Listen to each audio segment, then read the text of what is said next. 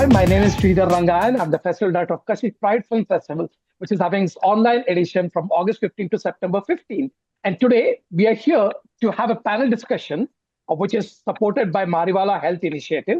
Hi, my name is Raj, and I'm the director of Mariwala Health Initiative, an organization working towards making mental health accessible for historically marginalized communities. This means looking beyond clinics and psychiatrists to the multiple ways in which people can access support, care, affirmation, and solidarity.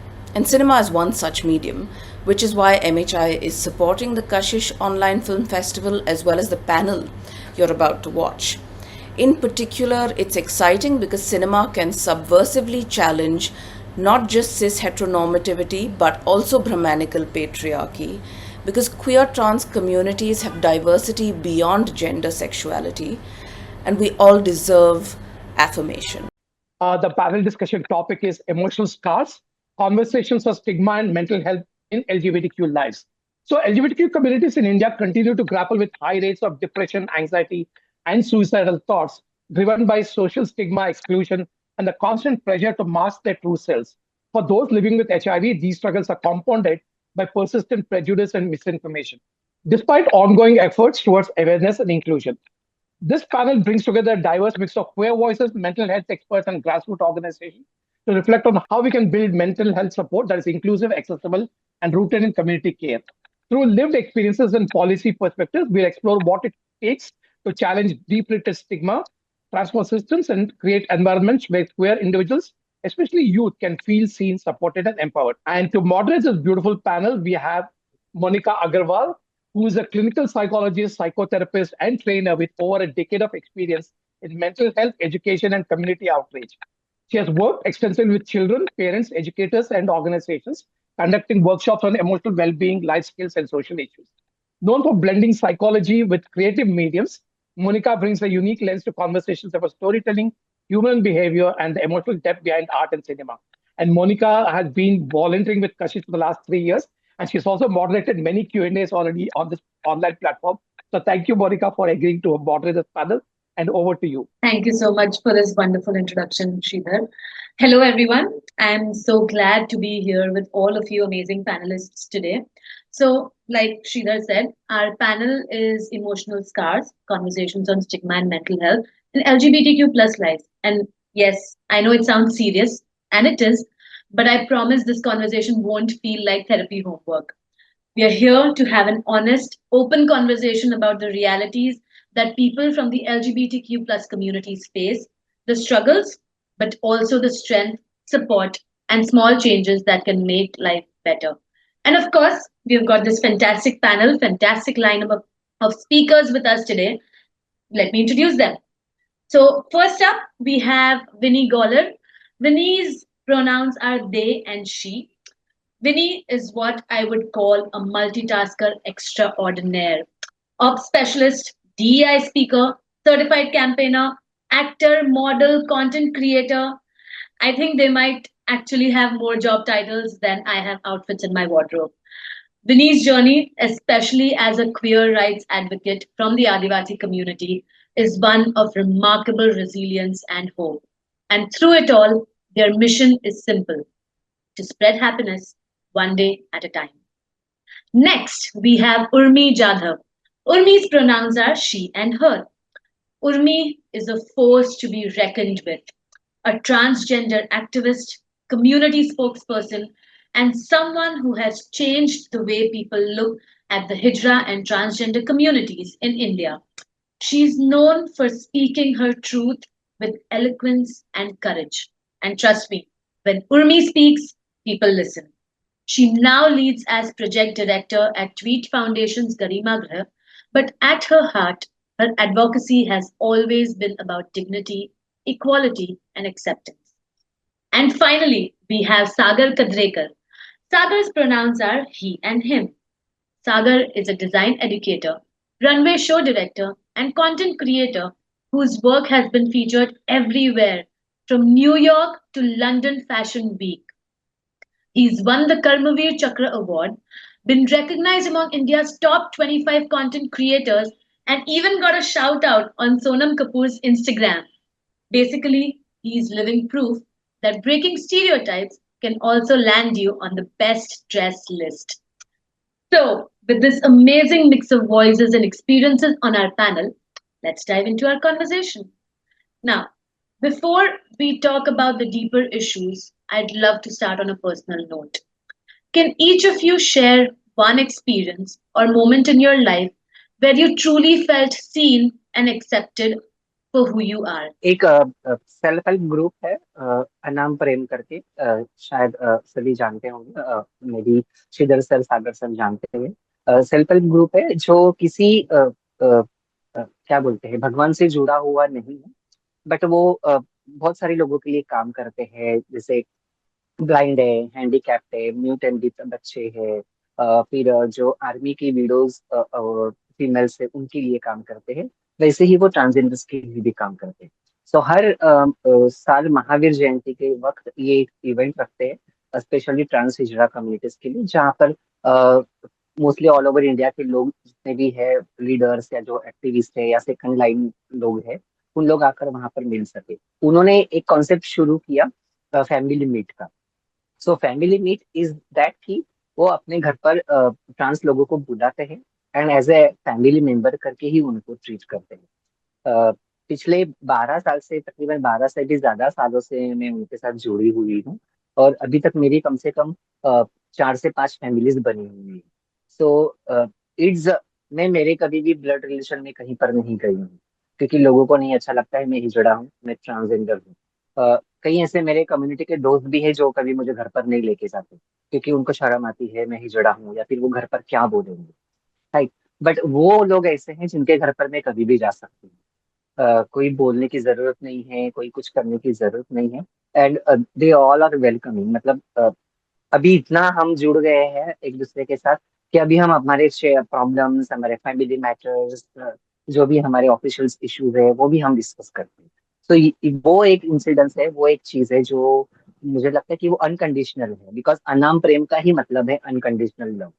सो वो एक बहुत मेरी जिंदगी में चीज हुई है right I think ये बहुत ज्यादा ब्यूटीफुल एक्सपीरियंस आपने शेयर किया है जहाँ पे आपकी जो चोजन फैमिली है उसने आपको एकदम अनकंडीशनली एक्सेप्ट किया है amazing thank you so much for sharing that Urmi Vini would you like to go next Yes, I think as Urmi suggested, there have been multiple instances because uh, when when we come out as a trans individual or as queer individuals in the mainstream society, and we see that what's bare minimum for others stereotypically in a heteronormative world can make a huge difference. So for me, I would say that it's been a couple of years that I started transitioning medically, and after which I chose. I decided myself that I would not attend any weddings, even though I used to attend weddings of people who are close to me biologically, and couple of times I saw that elderly women or men both or kids also making fun of me, and it wasn't a great, it was quite dysphoric and wasn't a great setup to be in mentally. And cut to comes wedding of a very close friend whom I consider my chosen family also. And that friend's wedding was there, and I went with my whole glammed self. And trust me, I didn't feel that a single person would have made fun of me or would give me that look. Everybody was in love with me and my energy there. Everybody appreciated me. So I had these very like elderly women, like ladies in their late 70s, 80s, walking up to me, touching my cheeks, pulling my cheeks, and talking to me, and introducing themselves, and asking me, who are you? How are you connected to the bride, etc. And that was such a warmth feeling. And I don't think, I've ever experienced that. And I really felt truly seen because every other ritual which was happening in that wedding with other girls was happening with me, and it felt so euphoric. I was like, this is what I was waiting for, and that happened, and I was touched. amazing I think you're absolutely right. Some things that the cisgender heteronormative people take so much for granted. It is such a huge thing, for the community because of all the stigma. And, I'm so glad that you had that experience. I'm really happy for you. Thank you for sharing that, Vinny. Sagar, over to you. So first of all, thank you for having me on this panel. Okay. And for me, my special experience will be my workplace because workplace is one place जहाँ हम maximum time बिताते हैं except for home. And back in 2016, I was part of a flash mob. Okay, and that video went viral. And I was not out to my folks at my workplace, and my boss was really strict. So I was really scared and now what will happen. And that evening he called me in the Kevin the conference room rather than Kevin, and everybody was there. And suddenly there came a fried cake, and the cake said on it that no matter what we are with you. And this was before demolishment of 377. So I was like, that was the day when I was like, okay, this is my safe space. I'm still working in that organization where they they cherish me and my identity so well. I feel your workplace really matters as well because how they treat you. So that is something that is most memorable thing for me. Yes, thank you so much for sharing that. I think I can relate a little bit to this because I have also been a part of the flash mob, and last year one of our videos went viral, and a lot of my friends from the community, they were so stressed because they were worried about what would they say at the workplace. Some of them did not know, families did not know. For some, it was really difficult to explain to their family what they were doing in that, because a lot of them had not spoken, had not informed their families that they are participating in the flash mob. But I'm so glad that your experience turned positive and you got that entire support system. And yes, absolutely, workplaces, supportive workplaces make a huge difference to your life. It is a separate community altogether. You spend so much of your time over there, and if they're supportive, there's nothing like it. Amazing. Thank you for sharing that experience, Sagar. All right. So with these powerful experiences, I'm so glad that we're already opening up, sharing instances. And with this, now I would like to go into some more specific questions for each of you. Okay, so my first question is for Vinny. Vinny, you often speak about being at the intersection of queer and Adivasi identity. So, what kind of stigma do queer people, specifically from marginalized communities, face that often gets overlooked? I think when somebody who's coming out as trans and visibly trans, right, and who chose to medically transition, has to go through a lot of difficulties and struggles, and we are all aware of it. Now, what happens is when we try to even create conversations and dialogues, people always look up to the struggles which is coming from a queer lens or a trans lens because that is much more visible than caste is, right? So growing up also for us, being in being from the oppressed caste group was hidden from us. My father is like the first generation who made it to Mumbai. We are from the nomadic tribal community from Karnataka, and nomadic tribal communities are always traveling. They don't have a permanent address, right? So the fact that he made it to Mumbai and he chose to settle down here was in itself is a big idea. It's an alien idea for people who are back there in Karnataka right now. Having said that, I think, when I enter into queer spaces, all I have been looked up on is for my transness and not the struggle which I have faced as as a nomadic tribal community person or as an Adivasi person. And the same happens when I go back to my roots and when I go back to my, village. There, now that I'm visibly trans, definitely, transphobia is always there. But there, the classism and casteism will always be spoken there first. So that balance or that, disruption of balance, I would say, is always there. Now, having said that, I was, coming back to the point that growing up, we were always made aware that, okay, you don't have to talk about our rituals, don't do this, don't do that. And we were always, made to keep our caste location very secret. And unlike other locations, other caste, like, which gives away by their surname, the caste locations are always mostly given away, by the surnames. Mine was not like that. So it was easier for me. However, when I came to know that, okay, I am from an oppressed caste group, it was when, 10th standard happened, and then the entire conversation around, submitting caste certificate and all of that happened. At that time I realized that, okay, so this is the thing, and I don't think I should keep it private, because I know that, okay, class teachers used to look up, like, or in schools or in colleges, institutions, we always looked at from a different lens. And there's all, and once the conversation breaks out, and you know being Adivasi is not a joke, or it's not you know, a derogatory term, but people still use, jungly and terms like so many other terms, which people are really proud of when you go back home. And uh, I think that's all of that with my, queer identity started happening, and it made things worse, and the stigma was almost double. So, but at the same time, I would say that the collective strength and resilience of my own community, both the community, has shaped me deeply. So it gave me hope and courage also to, like, not to stop hoping and to give up, and to, like, find purpose in advocating for both of these things. So, who would you say has been your strongest support from, maybe from the tribal community that you spoke about? I think back home I have relatives who have been, like, really supportive, because there is a whole practice, Devdasi practice, which happens back when I am from.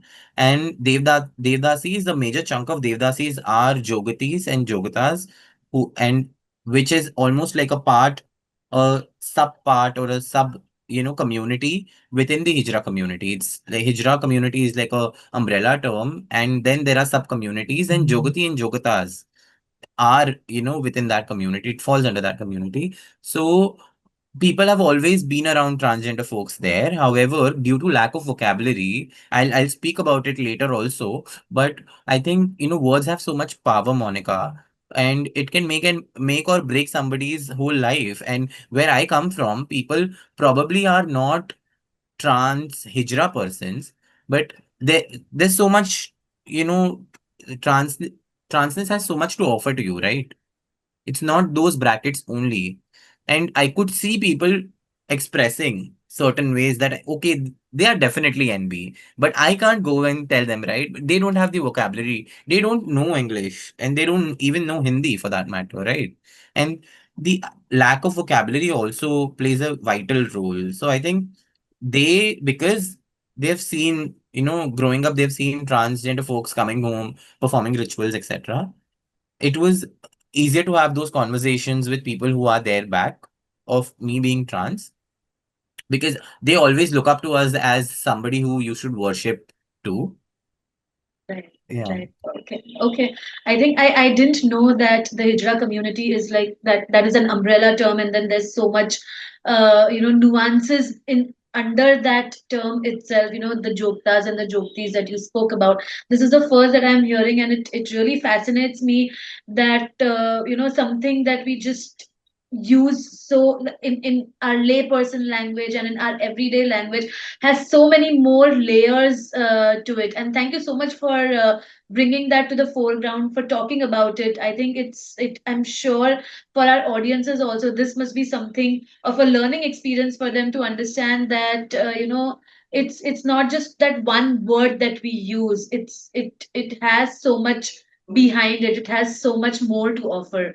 So thank you for sharing that. Okay, I think my next question would be for Sagar. So, Sagar, on the outside, your career looks glamorous. Okay, fashion shows, awards, recognition. But you've also spoken about bullying and body shaming. How did those struggles affect your self image and your mental health? Yeah, so like if you'll go back in time, like in India, there is a typical body type that if you're a guy, you need to be muscular, you need to have that body so that you can, portray yourself in certain manner. And I am very skinny guy. So, like, while growing up, everybody used to be like, you're sick, like a matchstick, this, that, blah, blah. So, and that was one part of it. The second part of it, I'm quite androgynous. So when it comes to dressing, like, people here in India, even if you wear pink, people used to tease you, like, okay, oh my God, why you wearing that girly stuff? And where if I'm wearing some lace top, maybe an off shoulder, one off shoulder, backless shirt. So it used to be really difficult, or especially when you're wearing heels. But then ultimately, you live once. That's what my motto is, that, either I live my life on my terms or I live on others' terms. It's either this way or that way. So my mom always told me one thing, that you are living for yourself. You do what you want to do, and people will say what they are going to say regardless of what you do. You can, like, there's also a saying that whatever you do, आप सबको खुश नहीं रख सकते. Correct. तो the best thing is, आप अपने आप को खुश रखो. जो आपके साथ है वो खुश रहेंगे, अगर आप खुश हो तो.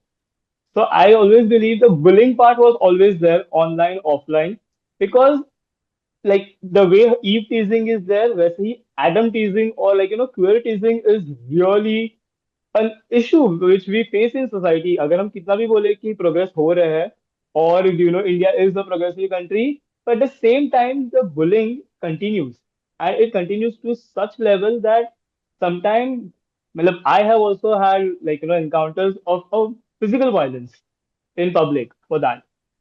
So you have to deal with certain things where ultimately either you can give away your style and you have to go and fit in the norms, or you can just stand out and be yourself.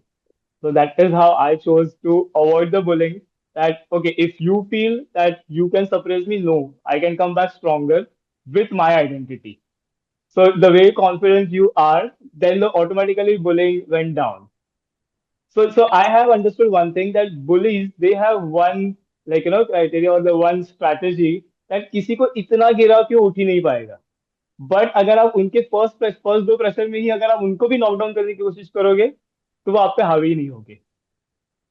I think that's very important. This point that you made कि bullies को पहले ही रोक देना चाहिए या उनको अपने आप पर हावी नहीं होना चाहिए. I think that's such an important point because yes, bullies do thrive on just suppressing you as much as possible.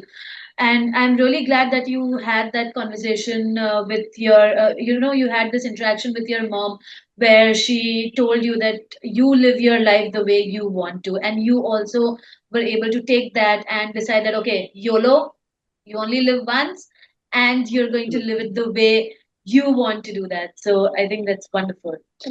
So Urmi, my next question is for you. Uh, आप ट्रांस कम्युनिटी की एक बहुत ही strong advocate हैं. आपने अपनी मौजूदगी से, अपने शब्दों से सोसाइटी के सोच को बदलने की कोशिश की है. आपको ट्रांस कम्युनिटी की आवाज बनने और उनके लिए आवाज उठाने की प्रेरणा कहाँ से मिली? थोड़ा डिफिकल्ट क्वेश्चन है, बिकॉज ऑफ मैंने कभी सोचा नहीं था कि मैं सोशल सेक्टर में आऊंगी या मैं एक्टिविस्ट बनूंगी. बाकी बच्चों की तरह मेरे भी कुछ सपने अलग थे. मुझे डॉक्टर बनना था या मुझे लॉयर बनना था. बट सम स्कूल में बुलिंग्स वगैरह की वजह से, हरेसमेंट की वजह से, सेक्सुअल हरेसमेंट की वजह से मुझे पढ़ाई छोड़नी पड़ी, एंड मैं कंटिन्यू नहीं कर पाई. सर दैन मैं जब एनजीओ में लगी, वहां से मुझे धीरे धीरे प्रेरणा मिलने लगी, एंड वहाँ के जो सीनियर्स थे उन्होंने मुझे मोटिवेट किया कि तुझे बात करनी चाहिए, तुझे बोलना चाहिए. बोलेगी तो मिलेगा. मतलब हम हमेशा बोलते हैं कि बच्चा जब रोएगा तो ही माँ दूध पिलाती है, नहीं तो माँ को पता नहीं चलता है कि बच्चे को भूख लगी है या नहीं लगी. सो वो एक पॉइंट था. और अब जो भी मेरे साथ, मेरे जो सीनियर्स थे, मेरे जो वेल विशर्स थे, या जो मुझे जो मोटिवेट करते थे, उन्होंने हमेशा मुझे एक पॉजिटिव वे दिया कि ये कर, इस तरह से बात करनी चाहिए, या तुझे इस तरह से बोलना चाहिए, या क्या करना चाहिए. साथ ही साथ एक चैलेंजिंग रोल ये होता है, बिकॉज आप ट्रांसजेंडर कम्युनिटी में से हो. सो आप जब भी कहीं पर भी बात करते हो, प्लेटफॉर्म पे, किसी भी प्लेटफॉर्म पे, सोशल प्लेटफॉर्म पे या किसी भी प्लेटफॉर्म पे आप बात करते हो, आपको कुछ चीजों का ध्यान रखना पड़ता है ताकि कम्युनिटी को कोई हार्म ना हो. आप ऐसा कोई भी शब्द, ऐसा कोई भी सेंटेंस, ऐसा कोई भी आप वाक्य ना बोले जिससे कम्युनिटी को हार्म हो, जिससे कम्युनिटी को नुकसान पहुंचे जिस वजह से. तो हमेशा वो चीजें ध्यान में रखना, वो चीजें ये रखना हमेशा मुझे ये होता था। मुझे याद है एक टाइम ऐसा था कि ऑल ओवर न्यूज चैनल पर पूरी मैं थी। TV9 हो, जी हो, या वाटेवर जो भी हो, तो वहां पर हर जगह पर इंटरव्यूज के लिए मिलती थी। दैट टाइम बहुत प्रेशर था कि गलती क्या, वी नो मीडिया पर्सन किस तरह से सवाल करते हैं, राइट। वो कुरेदते हैं, वो यहाँ वहां से पिंच करने की कोशिश करते हैं आपको, एंड उस पॉइंट पर आपको टेक्निकली सही पॉलिटिकल आंसर देना, ये आपकी जिम्मेदारी बनती है, तो जिससे आपकी आपके कम्युनिटी को कोई हार्म ना हो, उनको आंसर भी मिले और आपके कम्युनिटी को हार्म ना हो। तो ये सारी चीजें थी। मैं मतलब काम करती गई, चलती गई, मैंने बात करती गई, बहुत सारे मैंने मतलब लड़ाइयाँ लड़ी है। मैंने HIV मेडिसिन के लिए फाइट किया है। मैंने महाराष्ट्र वेलफेयर बोर्ड के लिए फाइट की हुई है। रैली के लिए हमने फाइट की हुई है, जो अभी हम इतना खुलकर रैली में वॉक करते हैं हर साल, तो उसके लिए हमने फाइट की है। कई सारी चीजें हुई है, but it's a very challenging जब आप एक एक्टिविस्ट कहलाते हो ना, तो उज नॉट अ सेलिब्रिटी। वो रिस्पॉन्सिबिलिटी होती है, और एक जिम्मेदारी होती है, होल आपकी कम्युनिटी की आपके कंधे पर जिम्मेदारी होती है कि आप जो बोलोगे, जो करोगे, जो आप लोगों को बताओगे, वो पूरा सोसाइटी के ऊपर इम्पैक्ट पड़ेगा, और साथ ही साथ कम्युनिटी पे भी इम्पैक्ट पड़ेगा। आई थिंक आपने ये जो चीज बोली कि हमें जो चाहिए उसके लिए हमें आवाज उठानी है। माँ भी तभी बच्चों को दूध पिलाती है जब बच्चा रोता है। वो इतना ज्यादा इम्पोर्टेंट है बिकॉज बहुत बार ऐसा होता है कि लोगों को इतना ज्यादा, जैसे सागर ने कहा, लोगों को इतना ज्यादा सप्रेस कर दिया जाता है कि वो आवाज उठाने से भी डरते हैं। एंड आप एज एन एक्टिविस्ट आप ये काम कर रही हैं, इतना डिफिकल्ट काम, जैसे आपने कहा कि मीडिया वाले कहीं पे भी बात को कुछ भी तरीके से घुमा देते हैं, तो टेक्निकली करेक्ट होना कितना ज्यादा इम्पोर्टेंट है। उसके बारे में ये जो आपका पॉइंट है, आई थिंक ये हमारे LGBT कम्युनिटी के लिए इतना, ये समझना कि आवाज उठाना कितना जरूरी है, आई थिंक ये आपके पॉइंट से उनको पता चलेगा। So thank you so much for sharing that. So tell me something Urmi, जो इतने हमारे जो बच्चे हैं फ्रॉम द ट्रांस कम्युनिटी जिनको रोल मॉडल्स नहीं मिलते हैं बहुत बार, उनके लिए आप क्या कहना चाहें, उनको आप क्या मैसेज देना चाहें? सी अभी अभी तो शायद मुझे लगता है कि अभी के जनरेशन के लिए वो चीज नहीं रही है, जितना मैं देख रही हूँ। हमारे टाइम पर नहीं था। शायद हमारे वक्त पर अगर कोई मुझे मेरा हाथ पकड़ता, मुझे कुछ समझाता, तो शायद मैं कुछ और होती, है ना। अभी भी मैं खुश हूँ, नहीं ऐसा नहीं। बट अभी के जनरेशन जो है, उनको सभी चीजें पता है, सभी चीजें मालूम है, उनको एजुकेशन का सपोर्ट है, उनको जॉब का सपोर्ट है, कई सारे सपोर्ट है। मेरा अभी के जनरेशन के लिए यही बोलना है, अभी के ट्रांस पीपल्स के लिए मुझे यही बोलना है कि जो चीजें अभी आपको अवेलेबल है, वो बहुत मुश्किल से आई है, बहुत मुश्किल से आई है। मतलब जिस तरह से हम हमारी भारत की आजादी को देखते हैं, और उसमें जिन्होंने जाने दी है ना, we are also one of them. हम भी हमारी कम्युनिटी के लिए जो अभी आजादी मिली है, उसके लिए हमने भी बहुत सारी कुर्बानियां दी है। हम जेल भी गए हैं, हमने पुलिस का मार भी खाया है ना। हम भूखे रहे हैं, हम रास्ते में धूप में 2-2 दिन बैठे हुए हैं स्ट्राइक के लिए। तो ये जो आज का दिन आया है, ये आसान नहीं है। आप बहुत प्रिविलेज हो जो आपको ये चीजें मिल रही है, और इसका सही जगह सही से फायदा लेना, या सही से इसका यूटिलाइज, मैं फायदा नहीं बोलूंगी, पर सही से यूटिलाइजेशन करना, ये आपकी जिम्मेदारी है ना। क्योंकि अभी भी सोसाइटी का नजरिया कुछ अलग नहीं है। वो कोई भी है, वो शायद वो मोनिका हो, या मैं हूँ, या सागर हो, अभी भी कई बार मैं हम चलते हैं रास्ते पर, क्योंकि अभी भी सोसाइटी के कहीं पर, सोसाइटी के अभी भी दिमाग में है कि ट्रांसजेंडर है तो वो टेकन ग्रांटेड है। तो अब मेरे भी कहीं पर सर पे ऐसा लेबल नहीं कि I am activist, I am community leader वगैरह। तो अभी भी कई बार मेरे साथ दिन में 1-2 बार होता ही है कि तुम्हारे पास टाइम है क्या, रात को मिलोगी क्या, तुम फोन नंबर दोगी क्या, है ना। तो ये सारी चीजें अभी भी होती है, ये सारी चीजें हैं। बट अभी के जो जनरेशन के लिए, उनके लिए बहुत सारे दरवाजे हैं, बहुत सारे दरवाजे हैं उनके लिए, बहुत सारी चीजें हैं। अभी अगर आप देखोगे तो एटलीस्ट 12 से ज्यादा गरिमा ग्रह है इंडिया में। तो आप कहीं पर भी जाके, कहीं पर भी आपके सहूलियत के हिसाब से जाकर आप वहां पर रह सकते हैं, आपकी पढ़ाई पूरी कर सकती है, आपका स्किलिंग पूरा कर सकते हैं, आपका जॉब प्लेसमेंट के लिए आप आगे बढ़ सकते हैं। क्योंकि अभी के जो बच्चों को मैं देखती हूँ, because of my experience with Garima ग्रह, मैं पिछले एक साल से जो देख रही हूँ, वो बहुत क्या बोलते हैं उनको, वो बहुत पॉइंटेड है, उनको पता है कि हमें क्या चाहिए, है ना। उनको ये नहीं है कि मुझे कुछ भी करना है या स्किलिंग मिल रही है तो चलो कर लो करके, नो। मुझे एचआर बनना है तो मुझे एचआर ही बनना है, मुझे उसी के लिए जाना है। मुझे एमबीए करना है तो मुझे वही पढ़ाई करनी है, मुझे वही उसी में कंप्लीट करना है। सो दे आर वेरी फोकस्ड, अभी की जनरेशन जो है। सो वो उनके लिए मेरा बोलना यही है कि बहुत आप लकी हो कि आपको ये सारी चीजें मिली है। मेरे उम्र के या मेरे साथ के जो लोग हैं उन्हें ये चीजें नहीं मिली है। अभी भी कई सारे लोग हैं जिनको अभी भी पढ़ना लिखना नहीं आता या ठीक से मोबाइल चलाना नहीं आता। अभी के बच्चों को एक बटन दबाएगा तो पूरा गूगल ओपन हो जाता है, राइट। सो मतलब ये जो मिला है उसे संभाल के रखिए और उसका अच्छे से इस्तेमाल कीजिए। अ, बहुत सारे आपने इम्पोर्टेंट पॉइंट्स यहाँ पे रेज किए हैं।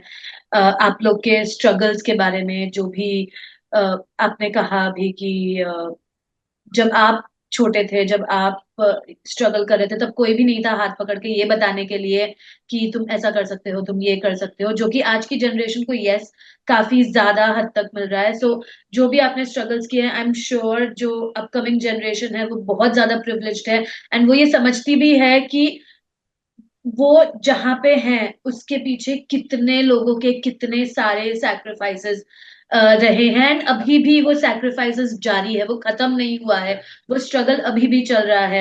एंड इसीलिए ये कॉन्वर्सेशंस जो ये हमने मेंटल हेल्थ पैनल जो आज का ऑर्गेनाइज किया, आई थिंक ये उस वजह से इतना इंपॉर्टेंट है, बिकॉज ये कॉन्वर्सेशंस अदरवाइज हम इतना ओपनली नहीं कर पाते हैं। सो thank you for sharing all those points, ये जो इतना खुल के आपने बात की है, thank you for doing that.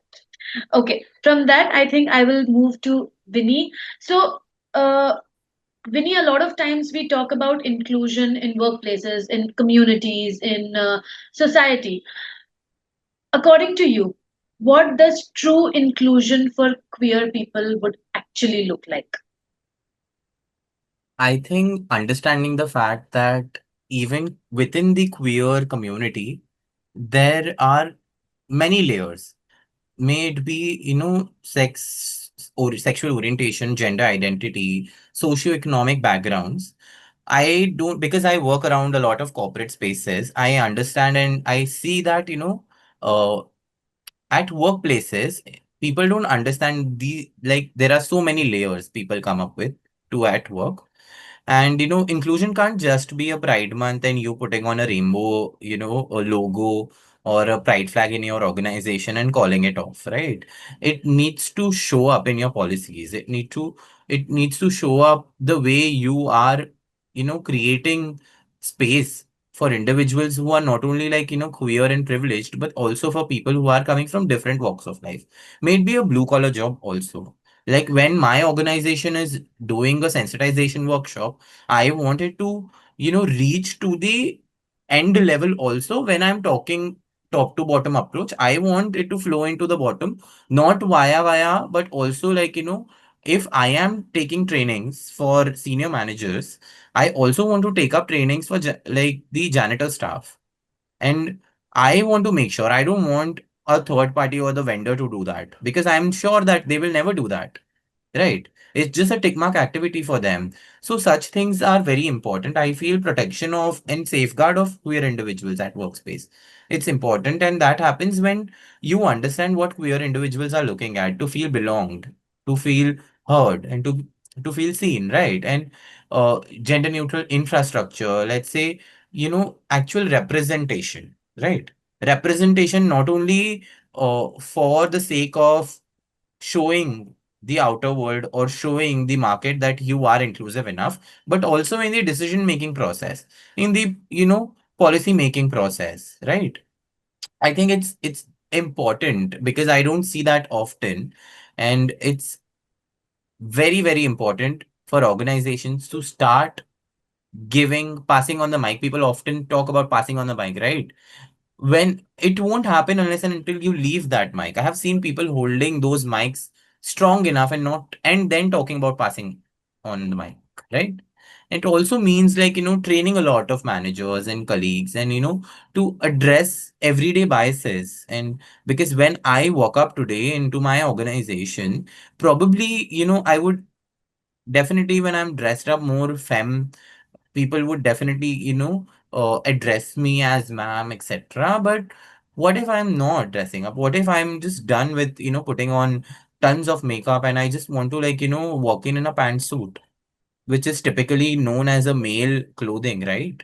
And if I do that, I'm pretty sure I will be misgendered, and my entire day will be like in gone for a toss. And research after research have shown that organizations which are taking active actions towards inclusion have employees who are productive, more productive, like 40% more productive than the usual selves.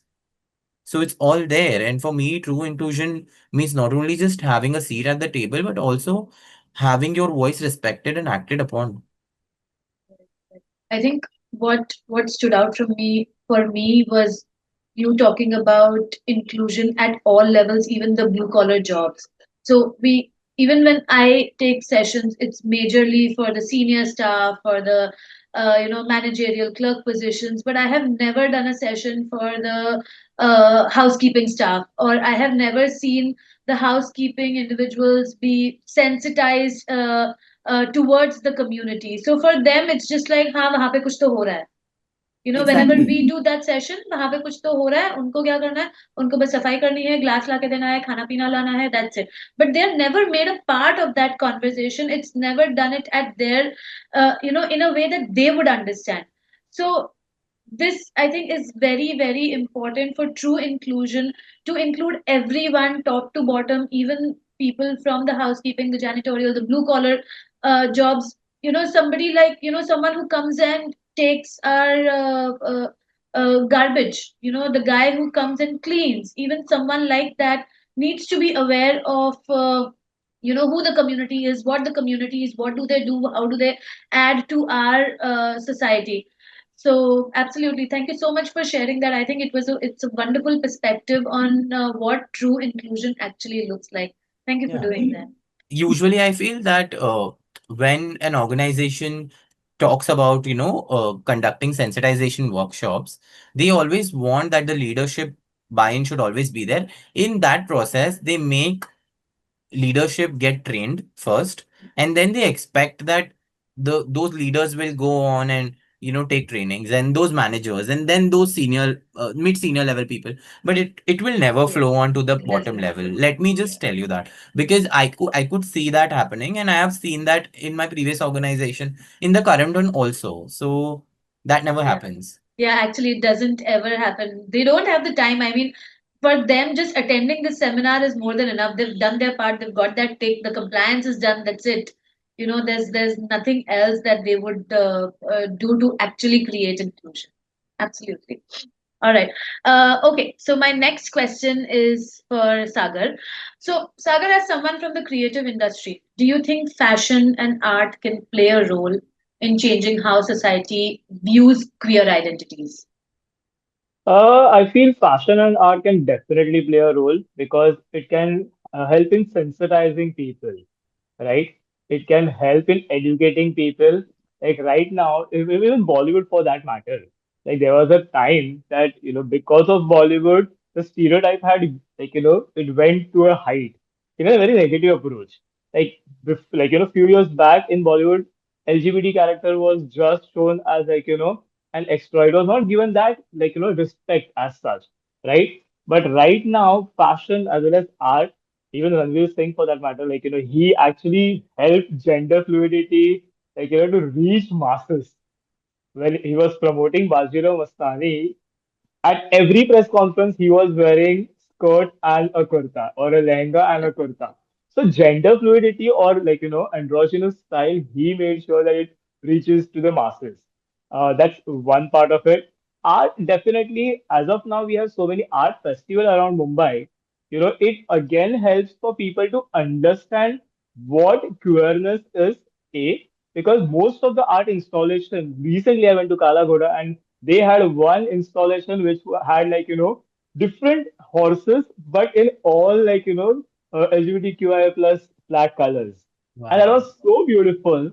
So, something like this that can again help, as well as they have like a placard on it where it reads the story of it. So definitely art and fashion will definitely help people to understand because there are so many platforms on like, you have unisexual clothing. Most of the brands nowadays they come up with, unisex clothing.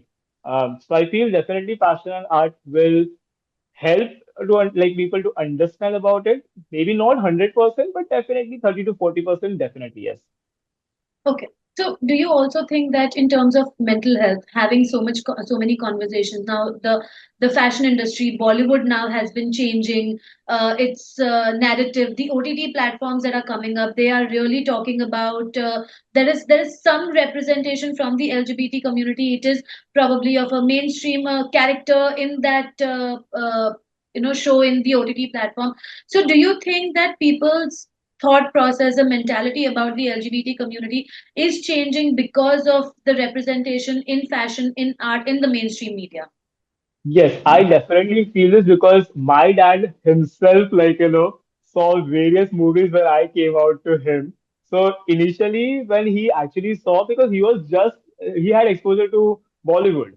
Then I actually shared few links. He actually came up to me and he was like, कि I'm unable to find a reference.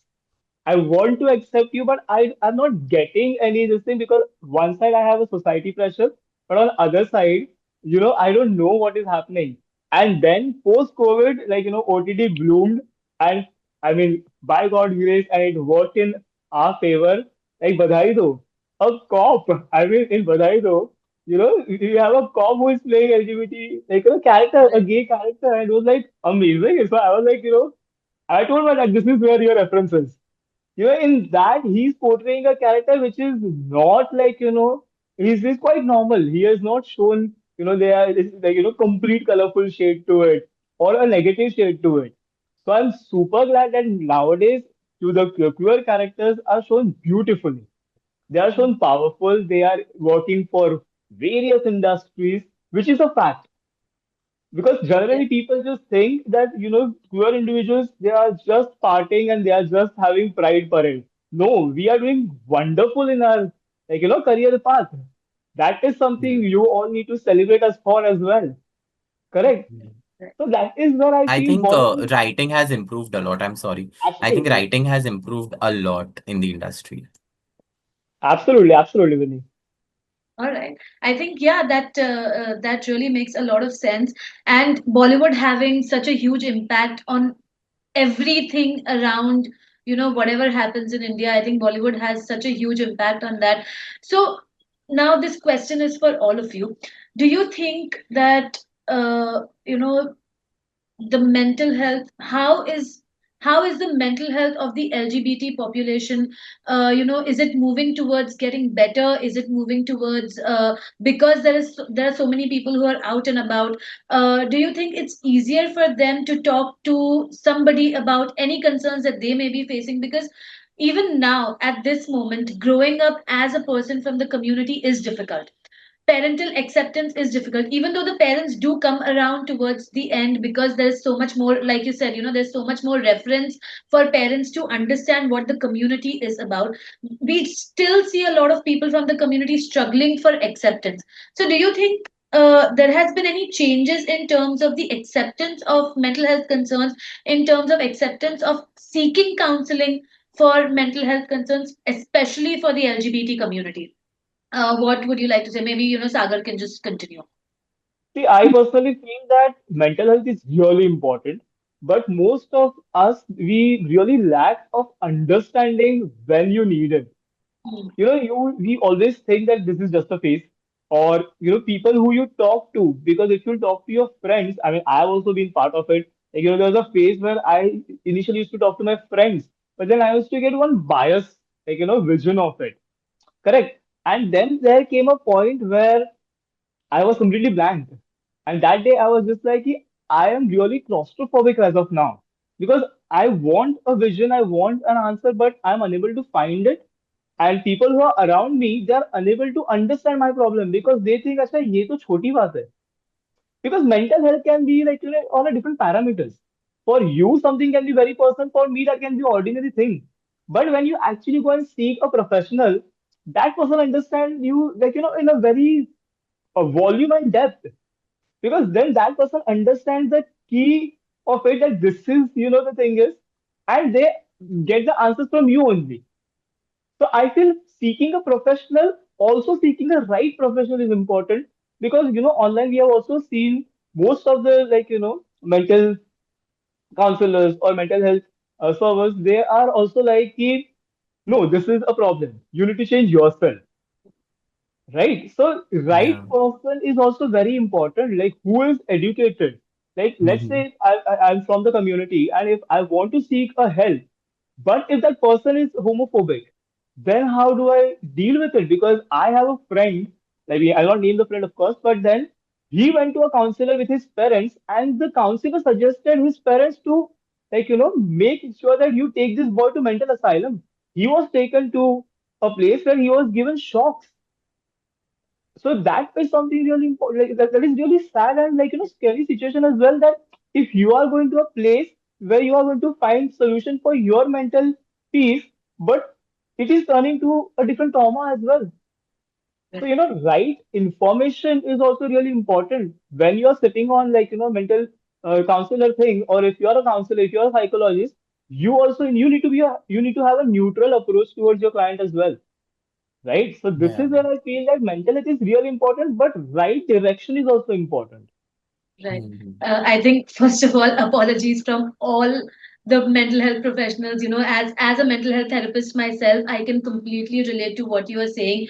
Where one, a lot of times people don't approach a therapist till everything has just gone to bits, because we've grown up in such a way. Our conditioning is that it's just a phase. It'll be okay. It'll pass. You'll be fine. Willpower.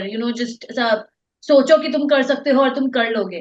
But a lot of times you Hmm. do need somebody to give, a neutral person to give you direction and to talk to you and to develop that skill, instead of creating a dependency. And when a therapist themselves calls it a problem, it becomes a huge thing, because as therapists it's supposed to be a non-judgmental safe space. So like you said, the therapists themselves cannot be homophobic. If they are that, they will not be able to work well with you.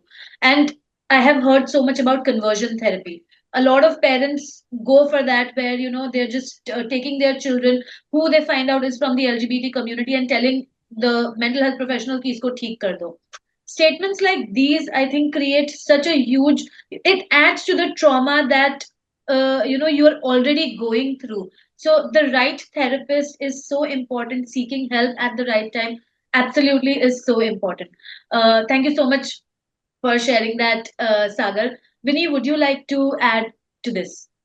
I think there are two aspects to it. One is that, people have started using mental health conditions, the terminology so loosely.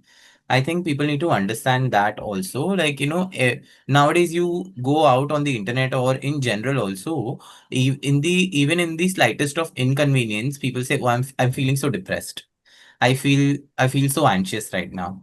And we are not doing anything about it, first of all, right? We talk and we use these terminologies in such a loose way, but we are not taking action upon it. Even if it's like, it's happening in numerous times, then definitely it is a concern.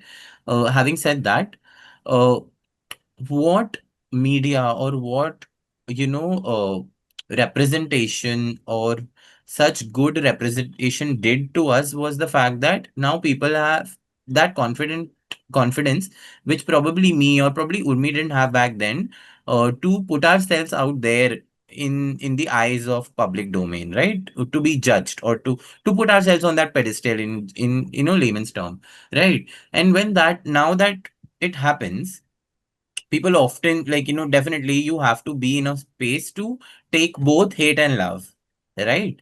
And then comes the thinking and the doubts which we have about ourselves when we go out and read our comment sections.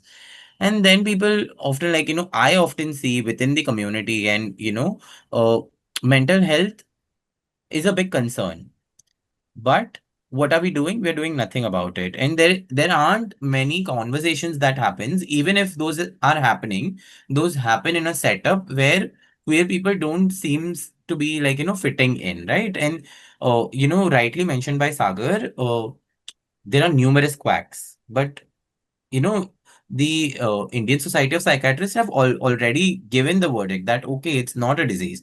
Being gay or being homosexual or being trans is not a disease at all, and it can never be, because it's not a disease, it can never be cured, right?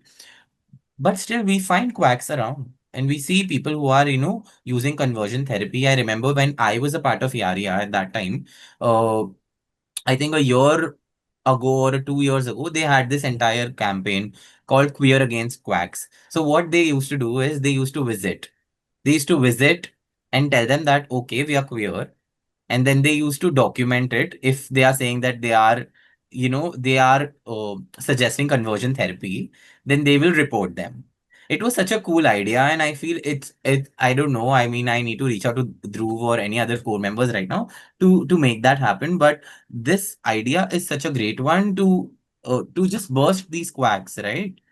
It's so Yeah, important. yeah. I think Yeah. you're completely right over here where any therapist who suggests conversion therapy can just be called a quack without without even thinking twice about it, without even worrying about being politically correct. Uh, because, like you said, the psychiatric department, the Association of Psychiatrists has said that this is not a disease. It's removed from our books, the DSM-5, the ICD that we used to refer for diagnosing illnesses. It's removed from that, but still there are people who would continue practicing it. And I think it's pretty cool what Yaria did, the entire Yeah. thing, where they are reporting quacks who are suggesting conversion therapy. I think that's really, really cool. You need to really bring it back. Please talk to Dhruv. Please see if you can make that happen. Maybe we can join hands and do something about it.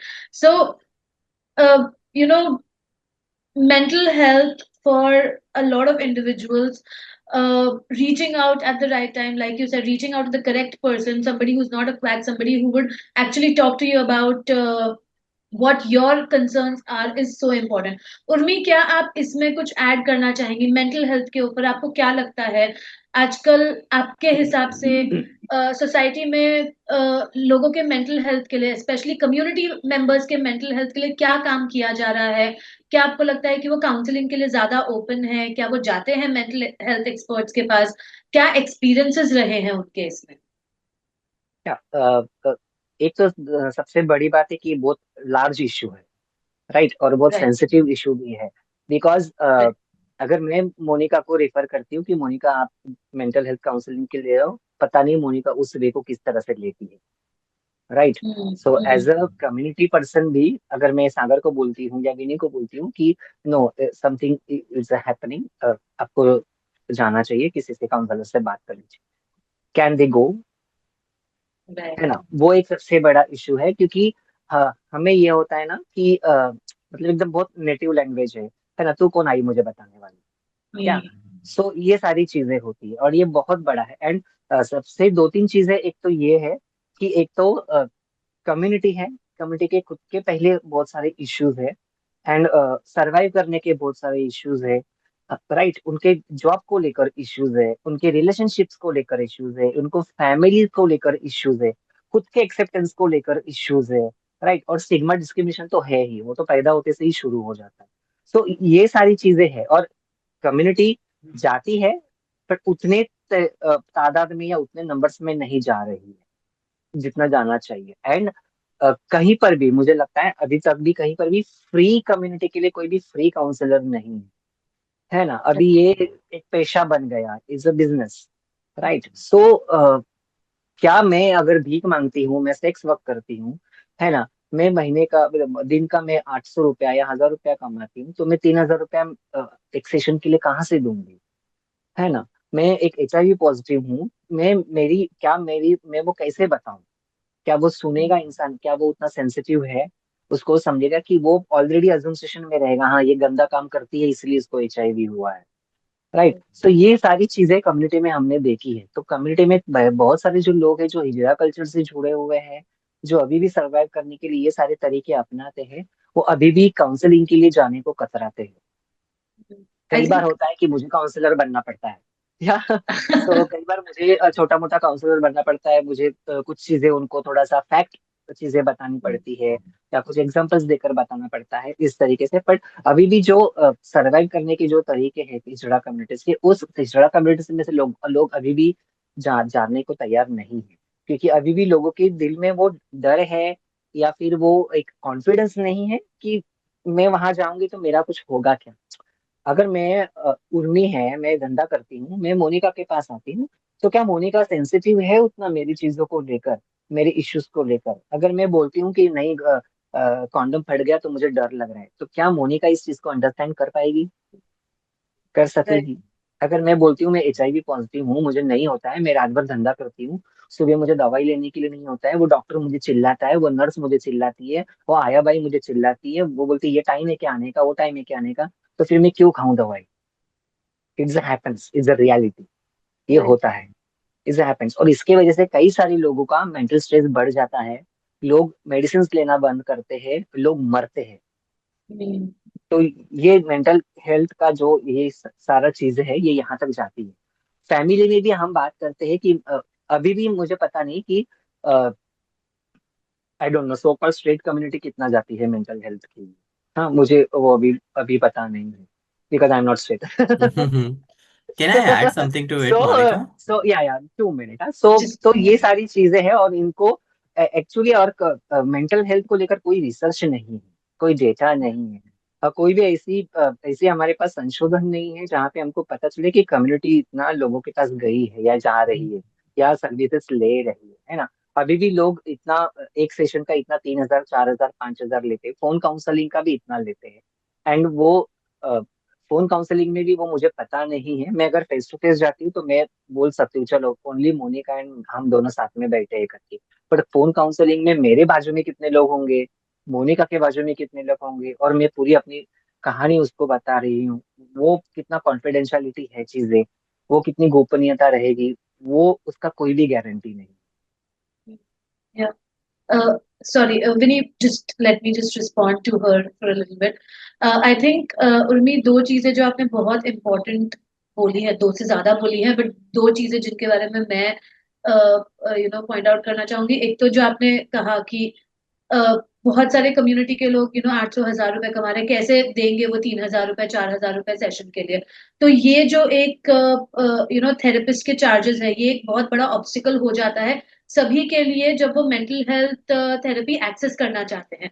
तो भले mental health professionals की तादाद बढ़ रही है, बहुत सारे लोग साइकोलॉजिस्ट बन रहे हैं, लेकिन यू नो एक्सेसिबिलिटी कितनी है वो अभी तक एक बहुत बड़ा क्वेश्चन मार्क है, क्योंकि गवर्नमेंट की तरफ से बहुत ज्यादा मेंटल हेल्थ के लिए कुछ सपोर्ट है नहीं, उनकी तरफ से कोई बजट प्लान नहीं है, कुछ भी ऐसा प्रोविजंस नहीं है ताकि फ्री काउंसलिंग मिल सके।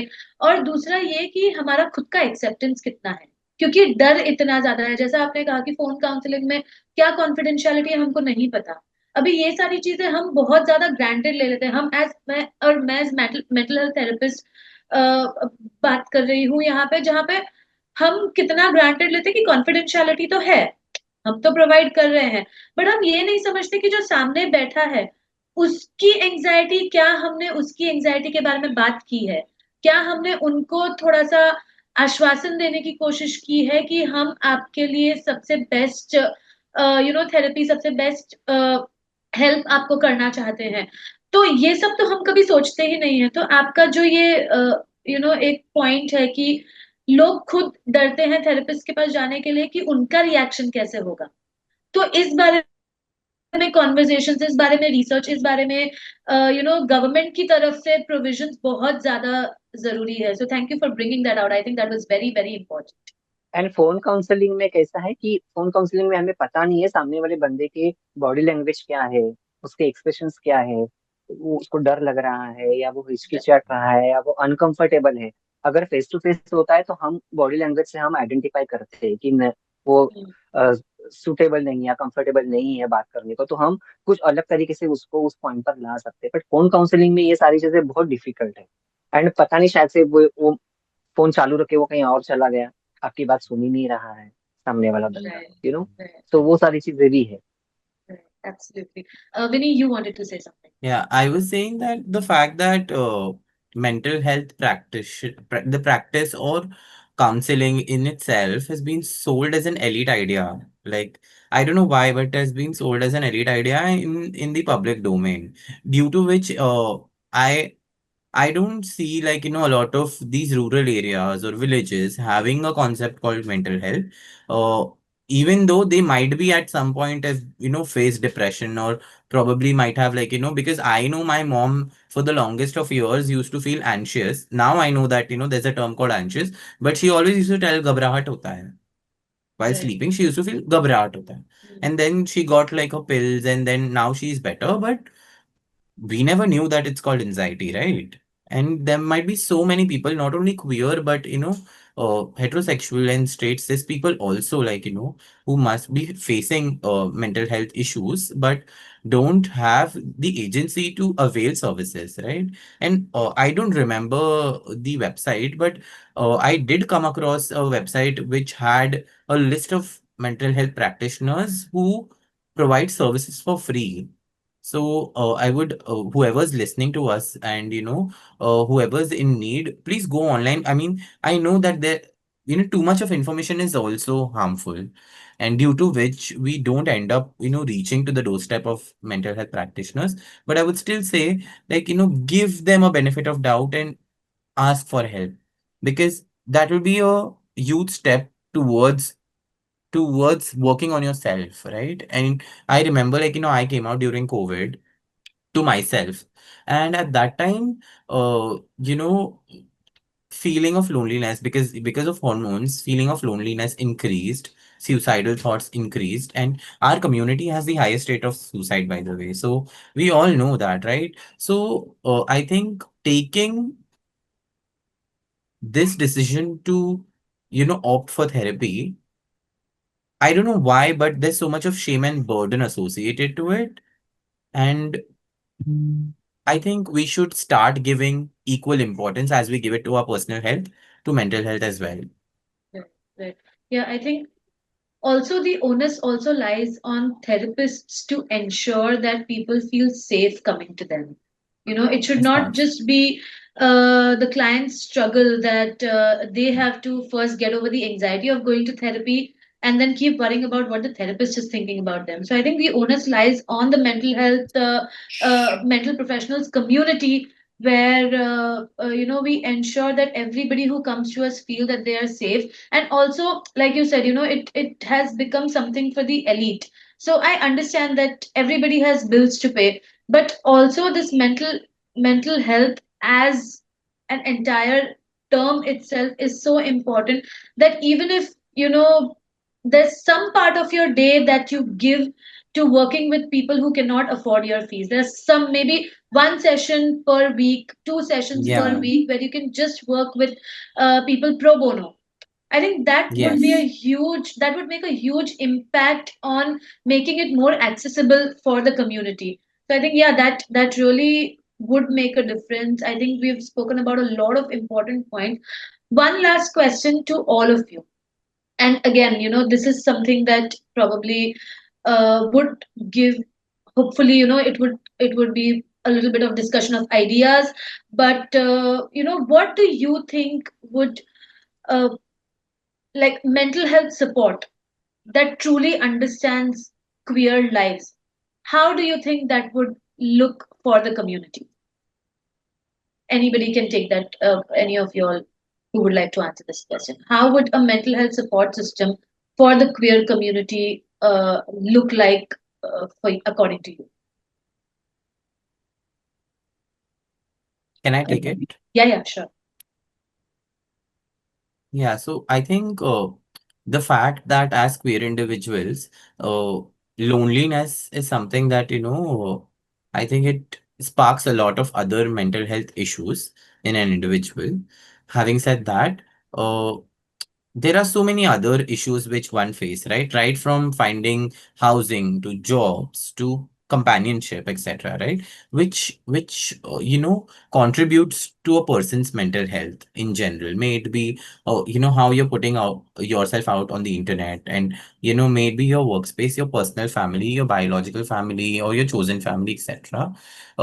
Having said that, I feel, if at all the resources are available for an individual, and if the boon that mental health is being introduced to the community, I think it can change the lives of so many young individuals who are resorting to suicide nowadays, who we can save so many talented lives.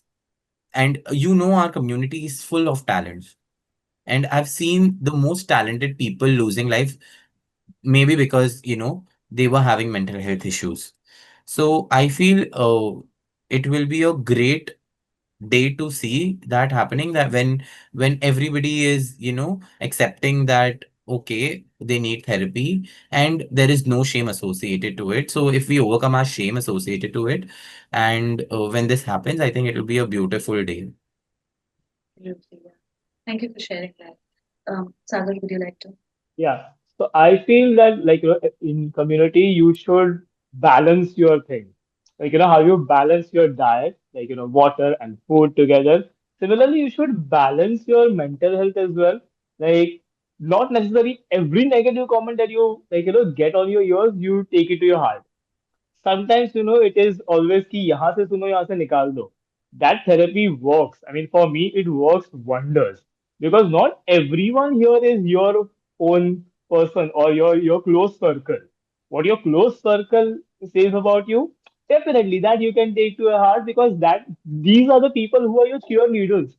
But what any Tom, Dick or anyone is talking about you, why are you even taking it to your heart?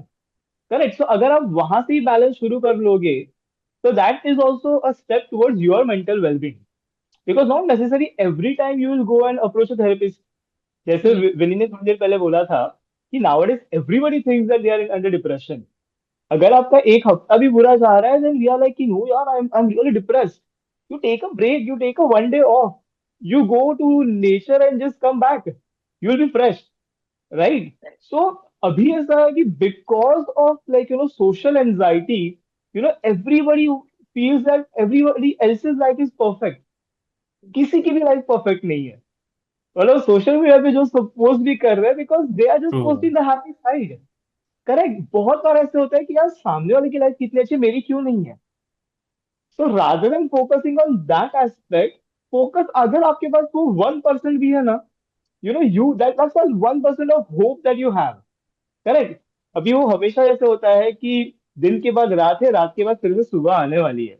That's why people sleep at night, because अंधेरे में क्या करना है, right? You just go to sleep, you don't work. Similarly, if you have a low in your life, that is not end of your life. Correct. You rest for some time and come back, because the sunrise will always come. Sun is going to rise. Just wait for the sunrise. Yeah, absolutely. Oh, I'm going to use that for my therapy sessions now. Thank you so much for giving me that. But yes, it's important to also understand that not everything is depression. Not every sad episode is depression. Not every person who likes things neat has OCD. So just a balance, understanding yourself, letting people speak what they're speaking. If your own people are saying something, talking to them about it, having a conversation about it, I think that would really help. Right. Also, to add on to, I feel you should analyze yourself from your lens. Hmm. Hmm. What are your qualities? You know that better. Just because someone is saying you're worthless doesn't mean you're worthless. Why Right. you're giving your worth in somebody else's hand? Of आप खुद को course. Analyse करो ना. दूसरों के हाथ में क्यों दे रहे हो कि वो आपको जज करे? People are going to judge you, but you be your cheerleader. You just like they have that your high.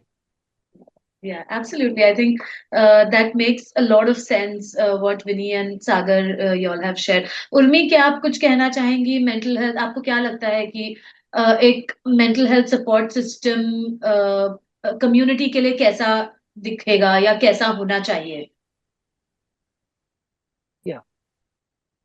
या जैसे मैंने पहले भी कहा ना कि बहुत कम सोर्सेस है कम्युनिटी के लिए जहाँ पर हम मेंटल हेल्थ के लिए जा सकते हैं. एंड वो उतने एक्सेसिबल भी नहीं है, और उतने वो क्या बोलते हैं फाइनेंशियली उतने वो ये भी नहीं है. और सेकंड थिंग मुझे ये लगता है कि कहीं पर कॉन्फिडेंशियलिटी का भी इशू आता है. वो एक चीज है बहुत सारी.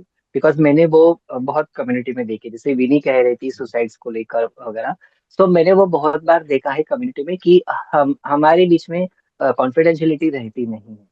कई सारी मैंने मेरे ऐसे बहुत क्लोज फ्रेंड्स को खोया है, जिनके साथ मैंने रात को बात की है और सुबह उसने फांसी लगा के फिर ली है। तो very shocking news for me this, कि वो मेरे 10-15 साल से मेरा वो इतना क्लोज फ्रेंड है, और मतलब मुझे वो बहुत गिल्ट फील हुआ कि मुझे पता ही नहीं कि उसके अंदर क्या चल रहा था। तो फ्रेंड हम इसलिए भी शेयर नहीं करते हैं क्योंकि हमको लगता है कि अगर मैं शेयर करूंगी तो वो चीज कॉन्फिडेंशियल नहीं रहेगी, वो चीज कहीं और चली जाएगी और वो एक से दूसरे को निकल जाएगी। तो ये सारी चीजें। सेकंड थिंग, मुझे ये लगता है कि हमें देखना चाहिए कि कोई ऐसा फ्रेंडली, कम्युनिटी फ्रेंडली साइकेट्रिस्ट या काउंसलर है क्या, जो हमारे लिए फ्री या तो फिर कम चार्जेस ले सके, है ना, जो हम अफोर्ड कर सके, जो कम्युनिटी अफोर्ड कर सके। और थोड़ा सा वो क्या बोलते हैं, टाइमली भी थोड़ा सा वो मैनेज हो, उस तरीके की चीजें हो, इस तरीके की हो। कई सारे एनजीओ सीबीओ है, उनके पास साइकेट्रिस्ट होते हैं, काउंसलर्स होते हैं, नहीं ऐसा नहीं है। बट वो भी कभी कभी कॉन्फ्लिक्ट बन जाता है उन चीजों को लेकर कि काउंसलर्स बिजी होते हैं, टाइम नहीं होता है, या फिर वो डेट नहीं दे पाते हैं, टाइम नहीं दे पाते हैं। एंड ऐसे में जो सरवाइव कर रहा है उसका मेंटल हेल्थ सोचो आप कितना बिगड़ता जाता होगा, है ना। सो टाइमली अगर ये चीज पॉइंट होती है, तो हम उसको किस तरीके से रिजॉल्व कर सके, या किस तरह से हम उसको उस रास्ते पर लेके जा सके। ऑब्वियसली हम रिजॉल्व नहीं कर सकते मेंटल हेल्थ किसी किसी भी चीज को, बट किस किस तरह से उस रास्ते पर ले जा सके, वो एक इम्पोर्टेंट चीज हो जाएगी। तो वो मुझे लगता है कि वो इम्पोर्टेंट है कि कहीं पर, और ऐसे कहीं कहीं पर भी ऐसे मतलब होने चाहिए सेंटर्स जहां पर मुझे लगता है कि मैं कहीं किसी से जाके बात करूं तो मेरे लिए वो अवेलेबल होना चाहिए। वो Right. पर्सन या वो जगह या वो एक सेफ स्पेस की जैसे हम बात करते हैं, उसी तरह से काउंसलिंग को भी लेकर मुझे पता है कि मैं इस जगह जाऊंगी तो ठीक है, कोई सॉल्यूशन नहीं। बिकॉज देखिए, फॉर माई एक्सपीरियंस, लोग आपके पास आते हैं ना, आपके पास सॉल्यूशन निकालने नहीं आते, वो आपके अंदर की दिल की भड़ास निकालने आते हैं, या जो उनके अंदर चल रहा होता है, जो अंदर उनके तूफान रहता है, वो तूफान को वो बाहर लाने की कोशिश करते हैं, और वो आपके सामने खोल कर रखते हैं, है ना। तो उस तूफान को किस नजर से या किस दौर से या किस रास्ते से लेके जाना है, वो काउंसलर का काम है। बट हम हमेशा यही कई बार मैंने देखा है कि काउंसलर्स जस्ट एक काउंसलिंग के लिए काउंसलर करते हैं एंड छोड़ देते हैं, बिकॉज उनको पता है कि 1 घंटे का मेरा सेशन है, मुझे इतना मिल जाएगा, दैट्स इट। एंड कई बार मैंने देखा है कि काउंसलर्स के पर्टिकुलर पैकेजेस होते हैं, राइट। हम 3 ही काउंसलिंग करेंगे, या हम 5 ही काउंसलिंग करेंगे, उसके आगे हम नहीं करेंगे। फिर मैं उसके आगे मैं कहाँ जाऊँ? अगर उसके आगे मैं कहा, मतलब मैं अगर किसी दूसरे को ढूंढूं तो मुझे फिर से शुरू से सब कुछ उसको बताना पड़ेगा। तो फिर से मेरे लिए वो ट्रॉमा है, मैं फिर से उस ट्रॉमे से गुजरूंगी, है ना। तो ये सारी भी चीजें थोड़ा नजर में लानी भी जरूरी है, ताकि ये बहुत बहुत बार ये चीजें नजरअंदाज की जाती है, और काउंसलर्स एक से दूसरे को छोड़ देते हैं। बट जब दूसरे को छोड़ते हैं तब वो ये नहीं सोचते कि उस इंसान को फिर से वो जिंदगी जीनी पड़ेगी, तब उसके तकलीफें बताने। राइट, जैसा कि आपने कहा उर्मी, आई थिंक आप सभी ने बहुत ही ज्यादा इंपॉर्टेंट पॉइंट्स रखे हैं यहाँ पे in terms of mental health for the community. Policy में चेंजेस, मेंटल हेल्थ थेरेपिस्ट्स के बर्ताव में चेंजेस, कम्युनिटी के एक्सेप्टेंस में चेंजेस, कम्युनिटी का खुद का भी थेरेपिस्ट के पास जाना, उनसे बात करना, थेरेपिस्ट पे थोड़ा सा कॉन्फिडेंस रखना, इनमें चेंजेस, गवर्नमेंट की तरफ से हेल्प, गवर्नमेंट की तरफ से policies changes, monetary help. I think बहुत बहुत पीछे हैं हम, बहुत काम अभी भी बाकी है कम्युनिटी के मेंटल हेल्थ की तरफ बढ़ने के लिए। But all of you all have shared such powerful experiences, such honest, wonderful reflections. A lot of learning has happened today when it comes to the mental health of the LGBT community. And I think जो भी ये session देखेगा, I hope उनको ये पता चले कि there are a lot of people who are helping, there are a lot of people who want to be helpful, and there are a lot of people who are creating obstacles, which means that we need to work around it. We need to ensure that we are there to support each other, be with each other, and together take care of not just the personal health but also the mental health of the community. I think it's going to be about everyday acts of acceptance, about dignity, about living with dignity and caring for each other.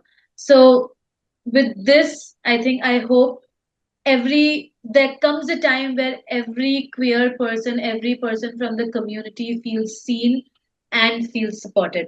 So With that, I would like to hand the session back to Sridhar to close it. Thank you so much. Thank you so much, Monica. And you brought out so many important aspects along with Sagar, Vinny, and Urmi. We have discussion, so I'm not going to elaborate on it. The discussion is alive on this platform. But I just want to say that, like, I mean, the stigma and discrimination based on any class, caste, gender, sexuality, sexual orientation should be condemned completely. And I hope a day will come when all of us feel equal and safe. But Mariwala Health Initiative is been supporting such initiative. It's capacity building advocacy and grant making organizations. They've been expanding on the understanding of mental health and illness and look at these through a systematic lens. They understand operation based on caste, gender, religion, region, ability, and sexuality as major contributors to mental health distress. So they encourage community-based interventions and actively promote the deinstitutionalization of mental health services, which is really important because mental health services should not be institutionalized, it should be de-stressed. They're working towards that, and thanks to Mariwala Health Initiative for supporting this particular panel. And thanks to all of you. Best of luck with all your work. You're all pioneers in your own works. So continue doing the work you do, championing equality and dignity. And thank you so much for this panel.